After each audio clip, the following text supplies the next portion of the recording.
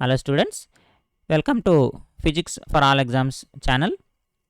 So ఈ వీడియోలో మనము magnetic materials and moving charges, అయస్కాంత పదార్థాలు అలా కదిలే విద్యుత్ ఆవేశాలకు సంబంధించి ఇంటర్మీడియట్ 2వ సంవత్సరం విద్యార్థులకు 2 మార్కుల ప్రశ్న ఈ చాప్టర్ నుంచి అడుగుతాడు. కాబట్టి ఈ చాప్టర్ నుంచి ఒక 2 మార్కుల ప్రశ్నను అయితే మనం చూద్దాము. కరెంటు ప్రవహించే వృత్తాకార వలయము నునుపైన క్షితిజ సమాంతర తలముపై ఉన్నది. ఇక్కడ ఏమిచ్చాడంటే కరెంటు ప్రవహించేటువంటి ఒక వృత్తాకార వలయం ఇచ్చాడు. అది ఒక నునుపైన క్షితిజ సమాంతర తలంపై ఉన్నదని చెప్తున్నాడమ్మ. వలయము నిలువాక్షము చుట్టూ తిరిగే విధంగా ఏకరీతి అయస్కాంత క్షేత్రాన్ని ఏర్పాటు చేయవచ్చునా లేదా అని అడుగుతున్నాడు. దీనికి సమాధానం ఏంటంటే లేదు, ఏర్పాటు చేయలేము. ఎందుకు ఏర్పాటు చేయలేమో ఇప్పుడు చూడండి.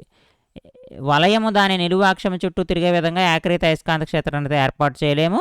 ఎందుకు కారణం ఏంటంటే అయస్కాంత క్షేత్రంలో ఇక్కడ విద్యుత్ వలయంపై పనిచేసేటువంటి torque tau = M x B ద్వారా సూచిస్తాము. ఇక్కడ M అనగా అయస్కాంత భ్రామకము, B అనగా అయస్కాంత క్షేత్ర తీవ్రత.